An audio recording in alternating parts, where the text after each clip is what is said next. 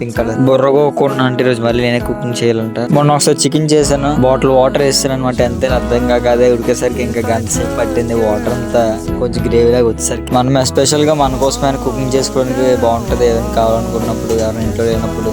నాకు ఏంటంటే స్మెల్ బట్టి అర్థమైపోద్ది ఉప్పు సరిపోయింది సరిపోలేదా. అంటే చాలా సార్లు స్మెల్ చూసి ఉప్పు సరిపోలేదు అని చెప్పాను, నిజంగా టేస్ట్ చేస్తే నిజంగా ఉప్పు సరిపోలేదు.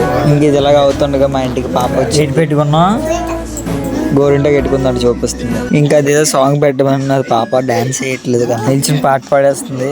క్యూట్గా ఉంది కదా.